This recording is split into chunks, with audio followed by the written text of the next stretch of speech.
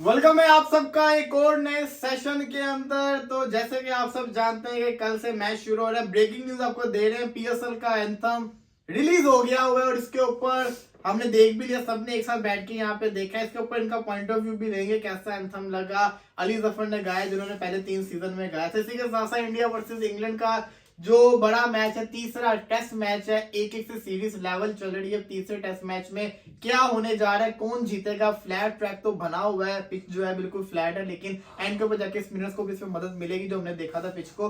पूरी डिटेल से बात करेंगे, प्रिडिक्शन करेंगे इंडिया वर्सेस इंग्लैंड के बड़े मुकाबले की। लेकिन सबसे पहले जरा एंथम अभी अभी हमने सुना है, अब्दुल्ला साहब कैसा लगा इस दफा का एंथम? यार एंथम जो पहले 3 सीजन में अली जफर ने गाया था, स्पेशली जो तीसरा वाला था, उस उनके मुकाबले का तो नहीं है, लेकिन जो उसके अलावा जो बाकियों ने गाया था उससे तो 1000 दर्जे अच्छा है। यानी जो पीछे सीजन के थे ना उनसे अच्छा है, लेकिन उस लेवल का वो नहीं कि वो जो लेवल था, यानी कि आप देखें कि उसने एक ऐसा स्टैंडर्ड सेट कर दिया है कि उससे अपने आप से भी वो स्टैंडर्ड तक नहीं जाया गया। तो मेरा ख्याल है कि अच्छा था, मुझे मजा आया सुनने का, लिरिक्स भी अच्छे थे, उसकी शायरी अच्छी थी, लेकिन जो मजेदार था ना वो तीसरा वाला ही था। रिजवान भाई आपको कैसा लगा? मेरे ख्याल में भी मुझे कोई होता है ना, आप कोई चीज बना रहे हैं, स्टोरी लिख रहे हैं, धुन बना रहे हैं, या कोई भी चीज आप किसी को दिखाते हैं ना, सीनियर कोई एक्सपर्ट को, तो वो कहता है नहीं। दूसरी दिखाई, 5 7 8 दिखाई, फिर कोई एक ऐसी आती है जो कहते हैं हाँ ये चीज, मतलब वो चीज नहीं थी। सुनते ही जिसे कहते हैं ना कि एक जोश में आ जाना, या वही बहुत कोई। अच्छा, हमने अभी बात भी की थी थोड़ा सा पहले कि आप क्रिकेट के ऊपर जो है ना, वो आपका सारा का सारा ये वो था, आप उसको आप वो कर रहे हैं, मोटिवेट कर रहे हैं आप ना। लेकिन कोई भी ऐसी चीज ना आपने क्रिकेट ग्राउंड के अंदर ना, बैकग्राउंड में कोई ऐसी चीज आपने दिखाई तो एक्स्ट्रा ऑर्डिनरी नहीं था, बस सो ही था। कैसा लगा शामिर? यार सीन ये था कि इन्होंने ना एंथम में जो मैं फील कर चुका हूँ वो ये है कि इन्होंने देखा कि पहले 3 सीजन में जो हमने किया था ना, वो ये था कि जोश भर दो अवाम के अंदर, एक ना बीट से, एक साउंड से वो जोश उठाने वाली बात थी। इन्होंने इस वाले एंथम में किया ही है कि बीट तो उनके डाल दिया, लेकिन वो लिरिक्स और वो वीडियोग्राफी में, उसके अलावा जो आप क्रिकेट के ऊपर बात करो तो वो लिरिक्स में क्रिकेट वाला जो एक एलिमेंट था ना बहुत कम था। क्रिकेट के बारे में एक आपका क्रिकेट सीरीज के ऊपर आप पूरा बना रहे हो तो आपको उसके बारे में बात करनी चाहिए। अलावा भी मैंने जब देखा है ना, तो उन्होंने जब शुरू किया ना वो पहली वाली पीएस थोड़ा सा हो गया था। और दूसरा ना जो मैंने फील किया वो ये था कि इस एंथम में ना नॉस्टैल्जिया हिट करने की थोड़ी सी कोशिश की है, वो पुराने एंथम के थोड़े से लाइन्स डाल के डाल ही नहीं थे तो डाल देते, फिर प्रॉपर डाल देते फिर तड़का प्रॉपर बनता है। और खुल के खेल जो, यानी कि इसका जो खुल के खेल में आ रहे वो भी जो है ना वो इतना यानी कि उसको नहीं किया गया। लेकिन ये तो जब ये लाइन आ रही थी ना, तो जितना आप सुनेंगे उतना आपको वो आदत वो आहिस्ता हो जाएगा। अपना कमेंट्स और माजरत के साथ देना चाहूंगा कि जितनी इसकी हाइप एक क्रिएट हुई भी है, और जो हमारे कंपटीटर बहुत बड़े हैं, बहुत आगे हैं, तो कम से कम उनके पास को पहुंचने के लिए और ज्यादा मेहनत इस पे भी करने की जरूरत है। चले जी, ये तो एंथम का रिव्यू हो गया। बात करते हैं इंडिया वर्सेस इंग्लैंड के तीसरे टेस्ट मैच की। एक एक सीरीज लेवल जा रही है।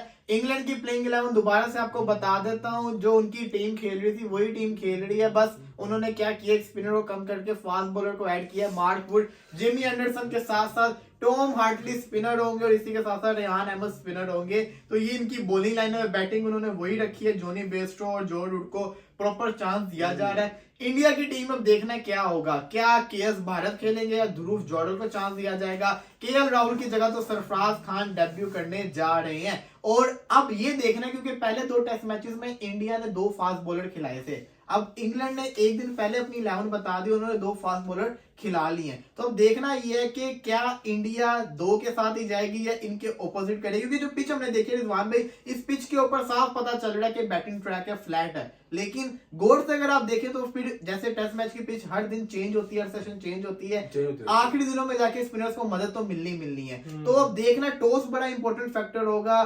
साथ इंडिया किस प्लेइंग 11 के साथ जाएगा, किस माइंडसेट के साथ खेलेगा, क्योंकि बैटिंग ट्रैक के ऊपर बेस बॉल आपको बैटिंग करके दिखाएगी। क्योंकि अगर उन्होंने मुश्किल पिच से बैटिंग किया तो उनको अगर ऐसी पिच मिलेगी तो वो तबाहकुन बैटिंग करेंगे। तो यहाँ पे इंडिया कैसे उनको पकड़ेगा, जसप्रीत बुमराह कैसे पकड़ेगा, ये बड़ा इंपॉर्टेंट फैक्टर है। तो आपसे शुरुआत करते हैं जी, क्या लग रहा है तीसरे टेस्ट मैच के बारे में? देखिए, मेरे ख्याल में दो चीजें होती हैं, एक आपने जब टॉस जीता ना तो आपने मेरा ख्याल है बैटिंग करनी चाहिए। उसकी वजह यह है कि आप जब बैटिंग कर लेते हैं, एक तो आपको पिच मिलता है, नया विकेट मिलता है जिसमें कोई इतने ज्यादा ना क्रैक्स होते हैं ना इतने उसमें वो कि आपकी बॉल ज्यादा टर्न होगी या मतलब हेल्प ज्यादा मिलेगी। पहले दिन या पहले एक बारी का आपका ये हो गया। उसका दूसरा एडवांटेज ये होता है कि आपने दूसरी टीम को चौथी बारी में जब आपका आखिरी उसमें सेशन में आ जाता है मैच, तो फिर आपको हेल्प उसकी जो है ना और आपको उसका एडवांटेज लेने के पूरे चांसेस होते हैं। तो मेरा ख्याल ये है कि अगर कोई भी टीम टॉस जीतती है तो उसको बैटिंग शायद करेंगे, वो करनी भी चाहिए। दूसरा ये कि जो आपने अभी बात की स्क्वाड के हवाले से और उसके प्रिडिक्शन के हवाले से, तो अभी थोड़ा सा कबलस वक्त है, लेकिन फिर भी लग यही रहा है कि जो विनिंग एक कॉम्बिनेशन होता है वो विनिंग कॉम्बिनेशन को कहीं ना कहीं थोड़ा सा एडवांटेज होता है और आपको होम ग्राउंड होम क्राउड का एडवांटेज तो हमेशा से रहता ही है। तो अभी भी मुझे यही लग रहा है कि इस टेस्ट मैच के अंदर या तो ये मैच ड्रॉ की तरफ जाएगा, जैसा फ्लैट ट्रैक है देखा हमने, या तो ड्रॉ की तरफ जाएगा या चांसेस इंडिया के जीतने के थोड़े बहुत मुझे नजर आ रहे हैं, या ड्रॉ की तरफ जाने के चांसेस टेस्ट मैच के मुझे नजर आ रहे हैं। इंग्लैंड के चांसेस थोड़े से कम है। अब्दुल्ला साहब देखिए, जहां तक रिजवान भाई ने बड़ी एक बात की है कि जो बैटिंग जो टीम टॉस जीतती है उसको पहले बैटिंग करनी चाहिए, मैं इससे एग्री भी करता हूं। क्योंकि देखें, पहले वाकई जिस तरह का पिच लग रहा है वो शुरू में अगर आप देख फॉर एग्जांपल अगर इंग्लैंड की बारी आ गई ना, इंग्लैंड आपको पता है बेसबॉल खेलता है, जिस तरह इंग्लैंड खेलता है इंग्लैंड वाकई बहुत मारेगा। और फिर जब आखिरी चौथा पांचवा दिन हो जाता है ना, उस पिच पे फिर बैटिंग करना मुश्किल हो जाता है। तो जो फिर स्पेशली जिसके स्पिनर्स अच्छे होंगे वो एडवांटेज उस चीज का लेगा। और जब पैच बनते हैं पिच पे, एक जगह ठप्पा लग के पैच बन जाता है थोड़ा, तो जहां वहां पे जब ठप्पा लगता है तो टर्न बहुत होता है। तो मुझे भी यही लगता है कि पिच जो है ना वो तीसरे चौथे दिन जो है ना अपना सही रंग दिखाएगी। अभी तो पिच आपको लग रही है सीधी, लेकिन मुझे लगता है कि इंडिया जो है ना ऐसी पिच बनाने वाला है नहीं। आपको भी पता है कि इंडिया किस तरह की पिच बनाता है, तो टेक्निकल किस्म की होती है, पहले 2 दिन कुछ होती है, बाद में कुछ थोड़ा सा होती आप है। एक्सप्लेन करें, बड़ा इंटरेस्टिंग मुझे आपका ये लगा कि आपको भी पता है कि इंडिया इस तरह की किस तरह की, थोड़ा सा इसको मैं ऐड करता हूं कि गुड पॉइंट। देखिए जो पिच है ना, अगर आप इसको गौर से देखेंगे, आपने ये भी चीज को माइंड में रखना है कि इंग्लैंड ने दूसरा फास्ट बॉलर क्यों खिलाया। इसके पहले फेज में फास्ट बॉलर को मदद मिलेगी, लेकिन पहले फेज में बल्लेबाजों को भी बड़ी मदद मिलनी है। पहले फेज में बैटिंग भी आपकी चलेगी और बैटिंग को स्पिनर नहीं कुछ पकड़ पाएंगे, फास्ट बॉलर ही पकड़ पाएंगे। तो इसलिए इंग्लैंड ने अपने फास्ट बॉलर को एक और एक्स्ट्रा ऐड किया ताकि जितनी जल्दी हो सके जो ब्रेक थ्रू आपको पहले 2-3 दिन के अंदर मिलना है वो फास्ट बॉलर से मिले, चौथे पांचवें दिन में आके आपकी, बल्कि तीसरे दिन के एंड में आके आपके स्पिनर्स का खेल ज्यादा शुरू हो जाएगा। इंडिया के स्पिनर्स आपको पता है कितने अच्छे हैं। जहां तक बात की जाए इंग्लैंड के भी स्पिनर्स अच्छे हैं, लेकिन फिर भी मैं थोड़ा मार्जिन जो है ना इंडिया के स्पिनर्स को ज्यादा दूंगा, क्योंकि उनके स्पिनर्स बहुत जबरदस्त है। स्पेशली उनका जो कॉम्बिनेशन जो बनता है उनका जडेजा, अक्षर पटेल और अश्विन का जो कॉम्बिनेशन है वो बड़ा इंटरेस्टिंग और बड़ा जबरदस्त होता है। तो यहाँ पे इनको थोड़ा सा मार्जिन मैं दूंगा, लेकिन फिर भी प्रेडिक्शन के हवाले से डिपेंड जरूर करता है कि बैटिंग पहले कौन करेगा। और इंडिया का स्क्वाड भी अभी तक मैंने अनाउंस नहीं हुआ। भाई आपसे सवाल ये है कि कुलदीप ने पिछले टेस्ट मैच में बड़ी शानदार किस्म की परफॉर्मेंस करके दिखाई, बॉलिंग अच्छी की, लेकिन क्या कुलदीप अब ये वाला टेस्ट मैच खेलेंगे? जडेजा वापस आ गया, वो खेलेंगे भी, तो कुलदीप खेलेगा या अक्षर पटेल खेलेगा? आप हो तो आप किसको खिलाएंगे? कुलदीप मेरी फर्स्ट चॉइस है जी। व्हाई नॉट अक्षर पटेल? देखें, आपके पास जो है ना, आपको तजर्बे की कहीं ना कहीं जरूरत रहती है। आपने जब हावी रहना ना दूसरी टीम के ऊपर, तो चांस लेने के ना कुछ मौके होते हैं, कुछ टीम होती है, कुछ जगह होती हैं। जो भी है कंपैरेटिवली अक्षर पटेल उनसे तो बहुत ज्यादा जूनियर है, ना इतना तजर्बा है, ना इतनी महारत है। मुझे अभी इतनी महारत बॉलिंग में वैसे लगती है, बैटिंग अच्छी कर लेता है जी। तो मेरा ख्याल है फर्स्ट चॉइस यही है। बाकी जिस तरह का ये ट्रैक है आपकी, देखिए 3 चीजें होती हैं मैच के अंदर टोटल, वैसे तो काफी ज्यादा पॉइंट हम गिनवा सकते हैं। मेन एक आपकी बॉलिंग, एक आपकी बैटिंग और एक आपकी विकेट, ये 3 चीजें हैं। अगर विकेट है आपकी डेड और स्पोर्टिंग, फिर आपको या तो बहुत अच्छी बॉलिंग करनी पड़ेगी या बैटिंग आपको बहुत ज्यादा अच्छी करनी पड़ेगी। तो देखना यह है कि कौन सी टीम कौन सी चीज ज्यादा अच्छी करती है, जो कि अपनी अच्छी बॉलिंग या बैटिंग की वजह से पिच का जो है ना वो फायदा, विकेट का फायदा उठाए। क्या लगता है शमीर? यार मुझे तो अभी पिच की वाली बात ही है, पर मेरा यही है कि मुझे जो लगता है कि इंडिया ये वाला टेस्ट अपने नाम करेगा, क्योंकि यहाँ पे बात ये है कि अगर इंग्लैंड के पास जो आप टीम बता रहे हो, स्क्वाड बता रहे हो, तो इंडिया के पास जो स्पिनर्स की अब्दुल्ला भाई ने जिस तरह भी बताया कॉम्बिनेशन, वो कॉम्बिनेशन काफी डेडली साबित हो सकता है। पर बात वही है कि अगर जो सा डिपेंड करता है आपके टॉस के ऊपर, जो टीम पहले बैटिंग कर लेगी उसको एडवांटेज भी है। अच्छा, उसके साथ साथ बॉलिंग वाले को भी एडवांटेज तो स्टार्टिंग में मिलेगा ही, लेकिन यहाँ पे ये कि इंडिया के बाद जिस तरह आपने बताया कि केएल राहुल की भी रिप्लेसमेंट है, कल डेब्यू करना लड़के ने, तो अब हमें पता नहीं है कि अभी क्या तिजोरी में क्या छुपा के रखा हुआ है, तो क्या देखने को मिलता है हमें।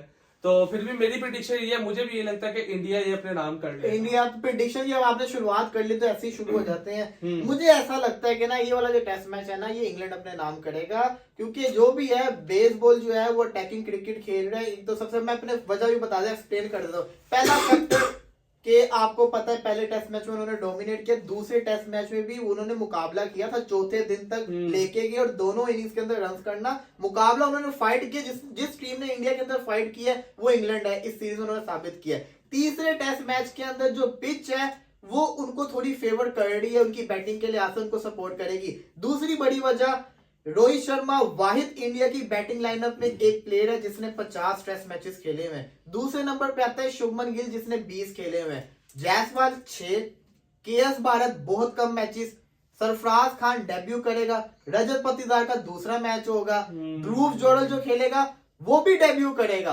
पीछे आता है जडेजा, अश्विन, वो आपके एक्सपीरियंस वाले। तो ये जो बीच के फैक्टर है ना, यहाँ पे इंग्लैंड के पास बहुत एडवांटेज है। ओली पोप, जो रूट, जोनी Bairstow, Ben stroke, Ben Foxy मैं बात नहीं कर रहा, उनका नया ही है, लेकिन ये जो है ना ये डिफरेंस क्रिएट करता है। बॉलिंग में इंडिया को एडवांटेज है, उसके स्पिनर्स अच्छे हैं, लेकिन आपने इस चीज को माइंड में रखना, अगर इंडिया ने अभी तक रैंक टर्नर नहीं बनाया जो कि वो बनाता है अपने होम सीरीज के अंदर, इसके पीछे की क्या वजह है? इसके पीछे की यही वजह है क्योंकि इंग्लैंड वो वाही टीम है जिसके पास ऐसे स्पिनर्स मौजूद है जो कि इंडिया जैसी बॉलिंग इन पिचेस के ऊपर कर सकते हैं, जिसने इंडिया को मजबूर किया कि वो रैंक टर्नर ना बनाए, क्योंकि उनके स्पिनर्स ने पहले मैच में जो जीते अपने स्पिनर्स की वजह से जीते।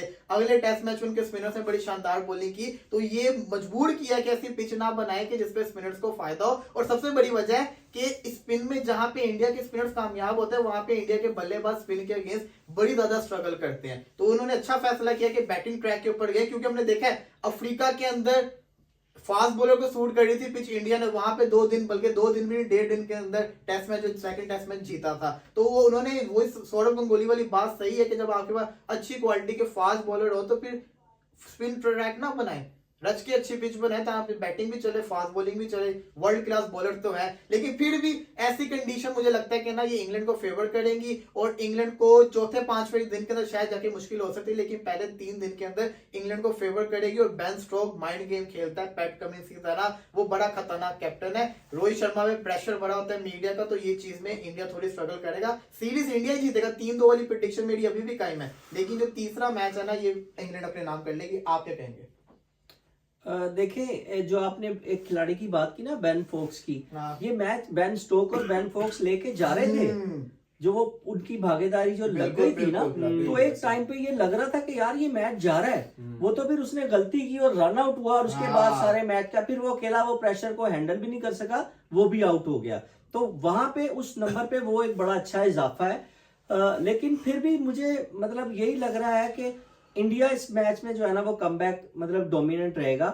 और जो मैंने आपको पहले भी बताया कि इन्होंने अच्छी क्रिकेट मतलब एक एक्स्ट्रा, आप जो जिन लड़कों को ये नया लेकर आए हैं, हम जिनको समझ रहे हैं कुछ मैचेस, 2 मैचेस, 6 मैचेस, डेब्यू, मैंने तो जहां तक देखा है कि कोई भी नया आने वाला इनका खिलाड़ी मैंने नाकाम और फ्लॉप नहीं देखा। ज्यादातर शो इस तरह के इनके कामयाबी हुए हैं, ज्यादातर तजर्बे इनके कामयाबी से ही मैंने हमकिनार होते हुए देखे हैं, फ्लॉप होते हुए नहीं देखे, क्योंकि इनको उनके पोटेंशियल का अच्छे तरीके से आइडिया होता है, तभी वो इनको मैदान में नए लड़कों को लेकर आते हैं। हमें भी पता है, उनको भी पता है कि एक बेसबॉल खेलने वाली एक इस वक्त बड़ी मतलब लेवल करके खड़ी है। दूसरे मैच में भी बड़ा टफ इंग्लैंड ने जो है वो इनको टफ टाइम दिया था और मैच जा रहा था 2-0 की तरफ, लेकिन ये है कि कहीं ना कहीं उन लड़कों में दम होगा और 5वें, 6ठे, 7वें या चौथे 5वें, 6ठे नंबर पे वो लड़के कुछ ना कुछ करेंगे। जैसे एक मरतबा ये हो रहा था कि जी क्या कहते हैं, जब शुभमन गिल आ रहा था नया नया और आया और फिर वो छा गया। फिर इस तरह हम वो जो T20 का वो कब्बा जेन में से नाम निकल गया जिसने T20 में बड़ा मारा था, जायसवाल भी है और एक और लड़का रिंकू पांडे। अब इस तरह की क्लास के रिंकू सिंह और एक दो और इस तरह के लड़के जब ये लेकर आएंगे तो आप ये समझे कि ये वाले लड़के भी जो खिला रहे हैं इनके अंदर कोई ना कोई पोटेंशियल ऐसा जरूर है, जो कुछ भी कर दिखाने की महारत जरूर रखते होंगे। मुझे ये मैच लगता है कि इंडिया के नाम ही होने वाला है। क्या लगता है अब्दुल्ला भैया आपको? देखें, आप लोगों की जो प्रेडिक्शंस हैं अपने हिसाब से, मेरा ख्याल है कि वलीद भाई की बात काफ़ी हद तक बेहतर है, क्योंकि जिस तरह की इंडिया की टीम है वो बड़ी इनएक्सपीरियंस टीम है, उनके पास इतना एक्सपीरियंस नहीं है, वो नए लड़के हैं। बात आपकी भी ठीक है कि वो जो इंडिया का जब नया टैलेंट आता है वो मोस्टली जो है वो अच्छा ही परफॉर्म करता है। लेकिन जहाँ तक देखा जाए ना, तो जो इंडिया की बीच मिडिल ऑर्डर है ना, वो उसमें ना यानी कि सेट नहीं है वो सही, अभी बिल्कुल नया है। 2-3 लोगों का डेब्यू हुआ है और अब ये सरफराज खान का नए प्लेयर हैं जो वो खेलने लगे हैं, तो वो बड़े अच्छे प्लेयर हैं। डोमेस्टिक में उन्होंने बड़ा अच्छा परफॉर्म किया और मैं यकीन करें, मैं पर्सनली चाहता हूँ कि वो अच्छा परफॉर्म करे बंदा, क्योंकि मुझे वो बड़ा पर्सनली पसंद है। थोड़ा अनफिट जरूर है लेकिन वो प्लेयर बहुत अच्छा है। तो उसके अलावा जहाँ सरफराज खान, वो डोमेस्टिक में बड़ा अच्छा, उसने बड़ी सेंचुरी उसने मारी नहीं है डोमेस्टिक में, तो बड़ी देर बाद वो ना बेसिकली फिट नहीं है इतना, तो उस वजह से ना इंडिया उसको बड़ा लेट लेके आया, वो भी बहुत ज़्यादा क्रिटिसिज्म के बाद। तो खैर मेरा ख्याल है कि जो पिच है अगर उसको मद्देनजर रखें और अगर कल इंग्लैंड पहले बैटिंग कर लेता है तो मुझे लगता है कि इंडिया के लिए काफ़ी मुश्किल होने वाली है। इंग्लैंड से अच्छा बेसबॉल इस वक्त कोई भी नहीं खेलता। इंग्लैंड सबसे अच्छा बेसबॉल खेलने वाला मुल्क है और जिन्होंने इसको टेस्ट क्रिकेट को बिल्कुल चेंज करके और तब्दीली कर दिया पकड़ के, तो वो इंग्लैंड है। तो और इंग्लैंड अटैकिंग क्रिकेट खेलता है। बेन स्टोक्स का जो दिमाग है वो पैट कमिंस की तरह वाकई बिल्कुल ठीक है कि वो जरा बड़ा शार्प है, वो बड़ा माइंड गेम खेलता है। तो यहाँ तक देखा जाए तो मेरा ख्याल है कि जो इंग्लैंड है ना उसको बेनिफिट है और मुझे भी यही लगता है कि इंग्लैंड जीतेगा कल ये वाला टेस्ट मैच और जो सीरीज है वो 2-1 होगी।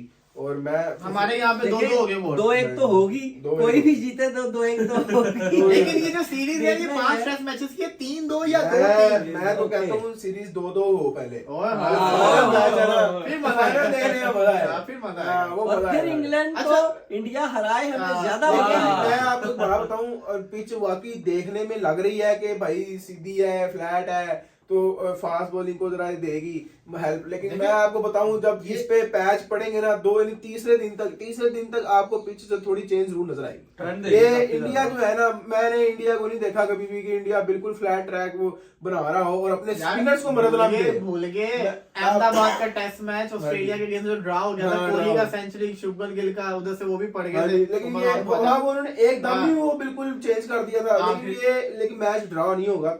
जो इंग्लैंड है ना वो ऐसी टीम नहीं है कि वो मैच ड्रा करे, या वो जीतती है या वो हारती है, उनको फैसला पसंद। एक चीज जो इंडिया की बड़ी मैंने देखी है सीरीज के अंदर जो गलत चीज थी, हालांकि अब देखे ना इन दोनों टेस्ट मैचेस के अंदर सेंचुरीज आई हैं लेकिन एक बंदा इंडिविजुअल स्कोर करता है तो बाकी उसका साथ नहीं दे रहे, दूसरे एंड पे नहीं खड़ा होता। ये पॉइंट बड़ा अहम है कि बाकियों को साथ देना पड़ेगा। गिल ने सेंचुरी मारी है तो पूरे के पूरे बाकी के बाकी सारे फ्लॉप हो गए।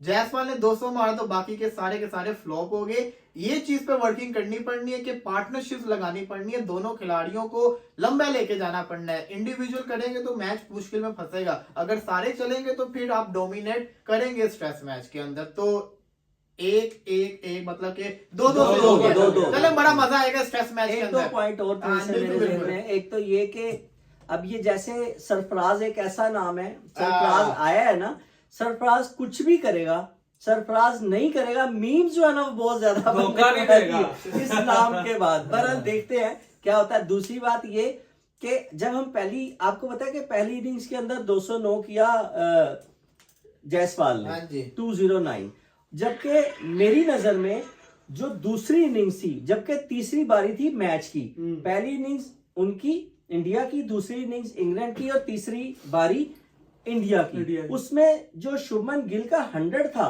वो बहुत ज्यादा जो है ना वो अहमियत का हामिल था।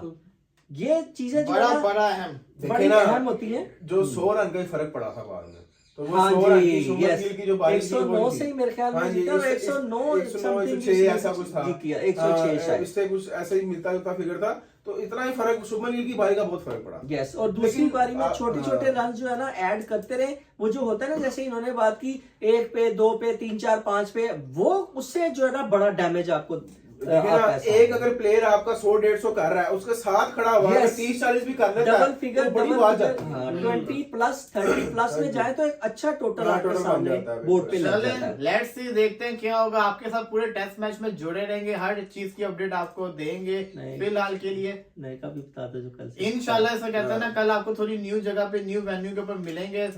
थोड़े इस जगह को आप लोग बुलाएं, आहिस्ता आहिस्ता ऊपर ही जाएंगे। इंशाल्लाह। तो न्यू जगह पे कल आपसे मुलाकात होगी, तो सारे मिलेंगे उसी जगह पे बैठ के आपके साथ मुलाकात होगी। फिलहाल के लिए हमें इजाजत दीजिए, अकाउंट को चैनल को सब्सक्राइब कर दें। फिलहाल के लिए इजाजत दीजिए, अल्लाह हाफ़िज़।